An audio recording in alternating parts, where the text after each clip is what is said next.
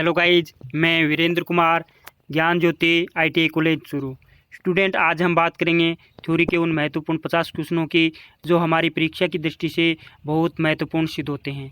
Guys, मेरा इस lockdown के माहौल में यही कहना है कि घर में रहें, सुरक्षित रहें। ओके गाइज, हम क्वेश्चन नंबर 1 को स्टार्ट करते हैं। हमारी ये क्वेश्चन सीरीज 50 क्वेश्चनों की होगी, जिसमें 51 से लेकर के 100 तक क्वेश्चन होंगे। ओके गाइज, हमारा पहला क्वेश्चन, निम्न में से कौन सी मात्रा में इकाई लक्स होती है। गाइज, क्वेश्चन को थोड़ा सा घुमा के पूछा गया है कि लक्स है वो किसकी इकाई है। तो गाइज, यहाँ पे ऑप्शन हमारा डी से ही हो जाएगा, प्रदीप्ति। प्रदीप्ति की इकाई है वो लक्स है।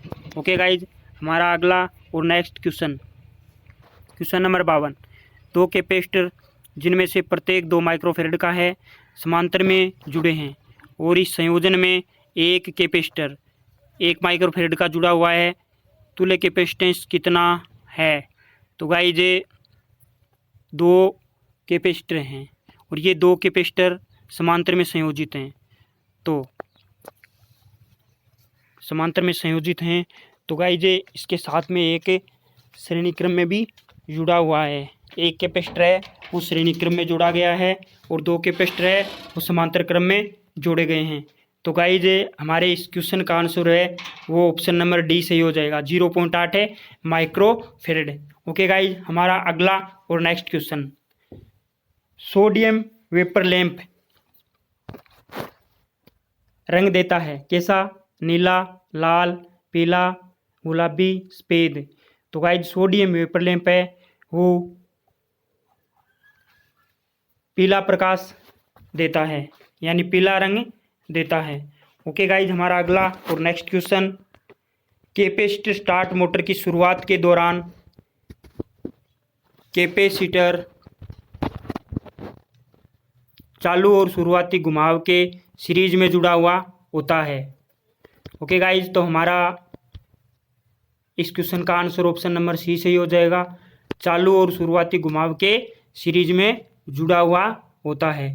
ओके गाइज, हमारा अगला और नेक्स्ट क्वेश्चन, यदि घुमाव में कोयल की संख्या प्रति चरण केवल 1 ध्रुव है तो घुमाव को केंद्रिक वाइंडिंग एक, सांद्रित वाइंडिंग एक, डिस्ट्रीब्यूटेड वाइंडिंग एक, स्केन वाइंडिंग एक, इवोल्यूट कॉयल वाइंडिंग। तो गाइज, उसको क्या कहेंगे, सांद्रित वाइंडिंग कहेंगे। क्या कहेंगे, सांद्रित वाइंडिंग। ओके गाइज, हमारा अगला और नेक्स्ट क्वेश्चन, टोंग टेस्टर एक उदाहरण है जिसमें एक एमीटर के साथ करंट ट्रांसफॉर्मर, एक एमीटर के साथ करंट ट्रांसफॉर्मर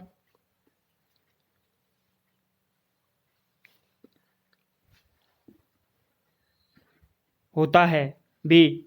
ओके गाइज, हमारा अगला और नेक्स्ट क्वेश्चन, निम्नलिखित में से कौन सा विद्युत उपकरण इलेक्ट्रोस्टैटिक्स के आधार पर काम करता है। Incandescent lamp, fuse, electric iron, lightning road और इलेक्ट्रिक मोटर। तो गाइज, हमारे इस क्वेश्चन का आंसर है वो ऑप्शन नंबर डी सही हो जाएगा। ओके गाइज, हमारा अगला और नेक्स्ट क्वेश्चन, 2 कॉइल का स्वप्रेरण 4 मिली हेनरी है और 9 मिली हेनरी है। यदि कपलिंग का गुणांक 0.5 है तो कॉइल के बीच अन्योन्य प्रेरण कितना होगा। कॉइल के बीच अन्योन्य प्रेरण कितना होगा। तो गाइज, वो होगा option number D, 3 milli henry. कितना होगा, 3 मिली हेनरी। ओके गाइज, हमारा अगला और नेक्स्ट क्वेश्चन, इलेक्ट्रिक मोटरों में प्रयुक्त कार्बन ब्रश किस लिए होते हैं। इलेक्ट्रिक मोटरों में प्रयुक्त कार्बन ब्रश से किस लिए होते हैं। कम्यूटेटर पर कार्बन जमा को ब्रश से हटाना, प्रवाह के लिए करंट को एक मार्ग प्रदान करना, आर्मेचर घुमावों को अधिक गर्म होने से रोकना, कम्यूटेटर के दौरान स्पार्किंग रोकना, इन सब। तो गाइज, हमारे इस क्वेश्चन का आंसर है बी सही हो जाएगा, प्रवाह के लिए करंट को एक मार्ग प्रदान करना। ओके गाइज, हमारा अगला और next question, DC shunt generator में क्या होता है। कुछ हद तक डूपिंग विशेषताएं, सराहनीय रूप से बढ़ने की विशेषताएं, स्थिर वोल्टेज विशेषताएं या सराहनीय रूप से गिरने की विशेषताएं। तो कुछ हद तक डूपिंग विशेषताएं। तो गाइज हमारे इस क्वेश्चन का आंसर है ऑप्शन नंबर ए है, वो राइट हो जाएगा। ओके गाइज, हमारा अगला और नेक्स्ट क्वेश्चन नंबर 61 है। डीसी जनरेटर का ईएमएफ किस पर निर्भर करता है? डीसी जनरेटर का ईएमएफ किस पर निर्भर करता है? कम्यूटेशन पर, गति पर, आवृत्ति पर, बर्स्ट कॉन्टैक्ट ड्रॉप पर या इन सब पर? तो गाइज हमारे इस क्वेश्चन का आंसर है वो बी सही हो जाएगा। किस पे निर्भर करता है? गति पे निर्भर करता है। ओके गाइज, हमारा अगला और नेक्स्ट क्वेश्चन, डीसी मशीनों में डमी कॉइल किस लिए प्रयुक्त किया जाता है? डीसी मशीनों में डमी कॉइल किस लिए प्रयुक्त किया जाता है? तो गाइज वो हमारा होगा आर्मेचर का यांत्रिकी संतुलन लाना। आर्मेचर को यांत्रिकी संतुलन में लाने के लिए डमी कॉइल का इस्तेमाल किया जाता है। तो गाइज हमारे इस क्वेश्चन का आंसर ऑप्शन नंबर सी सही हो जाएगा। ओके गाइज, हमारा अगला और नेक्स्ट क्वेश्चन, किसी भी डीसी मशीन के एक्साइटिंग कॉइल किस प्रकार वाइंड किए जाते हैं? किस प्रकार वाइंड किए जाते हैं?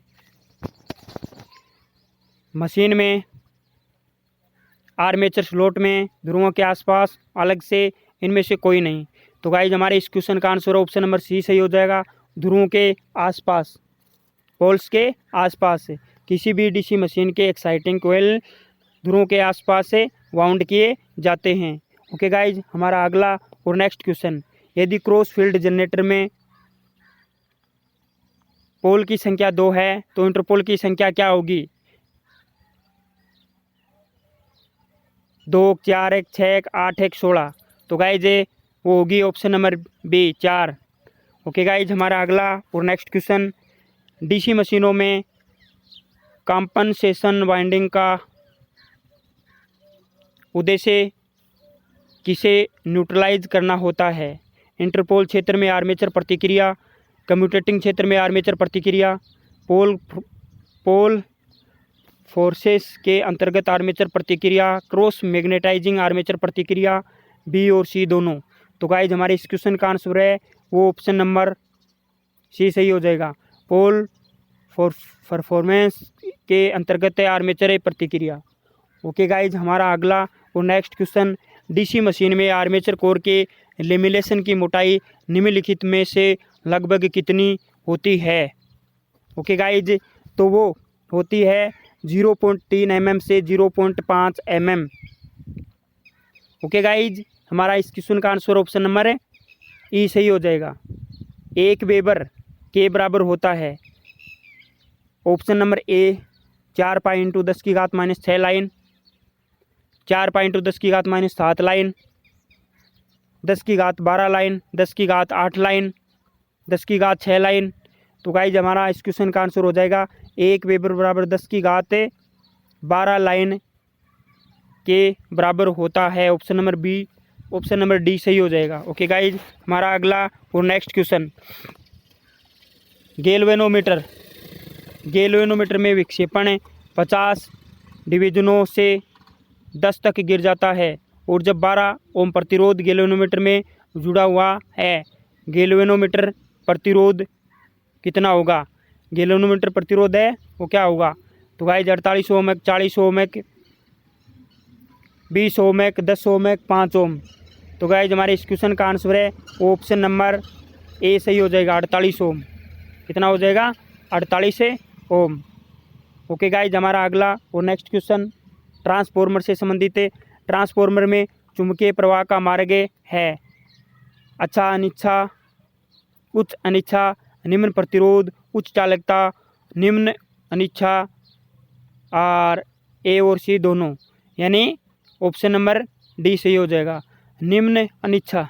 ओके गाइज, हमारा अगला और नेक्स्ट क्वेश्चन, वर्ग बी इंसुलेशन किस अधिकतम तापमान का सामना कर सकता है? वर्ग बी है वो किस अधिकतम तापमान का सामना कर सकता है? 120 degree Celsius, 130 degree Celsius, 105 degree Celsius, 135 degree Celsius 180 degree Celsius है। तो गाइज हमारे इस क्वेश्चन का आंसर ऑप्शन नंबर बी सही हो जाएगा, 130 डिग्री सेल्सियस।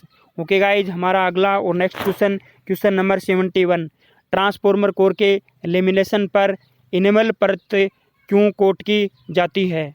क्यों कोट की जाती है?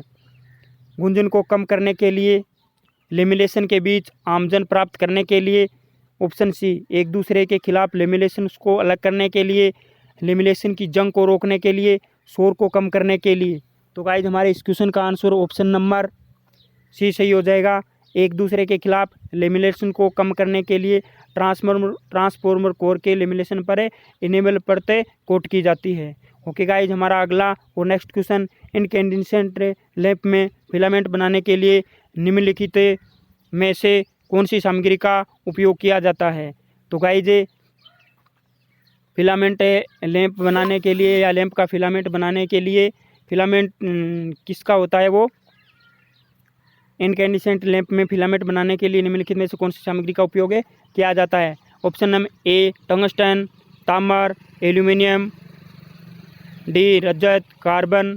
तो गाइज हमारे इस क्वेश्चन का आंसर ऑप्शन नंबर ए सही हो जाएगा, टंगस्टन का उपयोग किया जाता है। ओके गाइज, हमारा अगला और नेक्स्ट क्वेश्चन, यदि ट्रांसफॉर्मर का पूर्ण भार तांबा हने 6400 वाट है तो आधा भार पर तांबे की कमी होगी।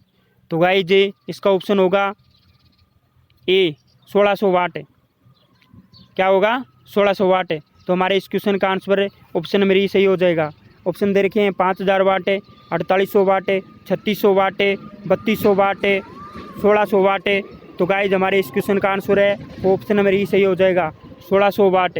ओके गाइज, हमारा अगला और नेक्स्ट क्वेश्चन, सांद्रिक घुमावदार कोर प्रकार ट्रांसफॉर्मर में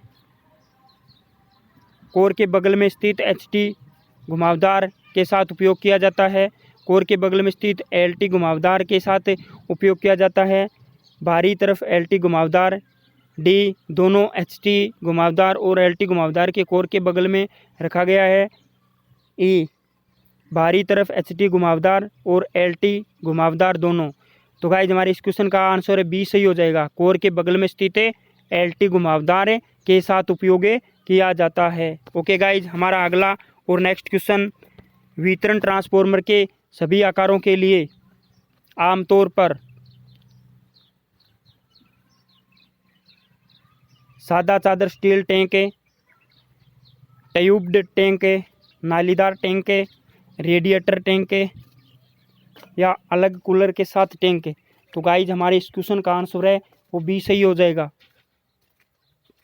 ट्यूब्ड टैंक। ओके गाइज, अगला क्वेश्चन नंबर 76, ग्लूकोज रिले रखा जाता है कंजर्वेटर और ब्रीदर के बीच में, टैंक और कंजर्वेटर के बीच में, उच्च वोल्टेज घुमावदार और ब्रश के बीच में, निम्न वोल्टेज घुमावदार और ब्रश के बीच में, विस्फोट वेंट और कूलिंग ट्यूबों के बीच में। तो गाइज हमारे इस क्वेश्चन का आंसर है वो बी सही हो जाएगा, टैंक और कंजर्वेटर के बीच में। ओके गाइज, हमारा अगला और नेक्स्ट क्वेश्चन है वो होगा गाइज, इलेक्ट्रॉन वोल्ट की इकाई है, इलेक्ट्रॉन वोल्ट की इकाई है। ऑप्शन ए धारा, चार्ज, ऊर्जा, शक्ति या सी और डी दोनों। तो गाइज इलेक्ट्रॉन वोल्ट है वो किसकी इकाई है? ऊर्जा की इकाई है। तो ऑप्शन नंबर है सी सही हो जाएगा। ओके गाइज, हमारा अगला और नेक्स्ट क्वेश्चन, ट्रांसफॉर्मर पर ओपन सर्किट परीक्षण प्राप्त करने के लिए क्या आयोजित किया जाता है? रिसाव बाधाएं, ओमिक ह्रास, केवल तांबा ह्रास, कोर ह्रास, इनमें से कोई नहीं। तो इसका आंसर है वो हो जाएगा ऑप्शन नंबर डी, कोर ह्रास। ओके गाइज, हमारा अगला और नेक्स्ट क्वेश्चन, ट्रांसफॉर्मर की घुमावदार की अपेक्षा ध्रुवीयता को शॉर्ट सर्किट परीक्षण, ओपन सर्किट परीक्षण, ध्रुवीयता परीक्षण, बैक टू बैक परीक्षण या फिर मंदता परीक्षण। तो गाइज इसका ऑप्शन नंबर सी सही हो जाएगा, ध्रुवीयता परीक्षण द्वारा निर्धारित किया जा सकता है। ओके गाइज, हमारा अगला और नेक्स्ट क्वेश्चन, ट्रांसफॉर्मर के चुंबकीय फ्रेम में होने वाले हिस्टैरिसीस नुकसान। हिस्टैरिसीस नुकसान, इस्तेमाल चुंबकीय सामग्री के हिस्टैरिसीस पास का क्षेत्र, कोर की मात्रा और चुंबकीय प्रवाह उल्टा की आवृत्ति, फ्लक्स का घनत्व, इन सब पर निर्भर करता है। तो हमारे इस क्वेश्चन का आंसर है वो ऑप्शन नंबर ई सही हो जाएगा। इन्हें सब अल्टरनेटर का रोटर है। ऑप्शन नंबर ए 4 पर्ची के छल्ले, बी 3 पर्ची के छल्ले, सी 2 पर्ची के छल्ले, डी 1 पर्ची के छल्ले, ई कोई पर्ची के छल्ले नहीं। तो गाइज इसका ऑप्शन नंबर सी सही हो जाएगा, 2 पर्ची के छल्ले। ओके गाइज, हमारा अगला और next question, question number 82, alternator synchronise करने के लिए निम्न में से किन विधियों का उपयोग किया जाता है। Yes sir.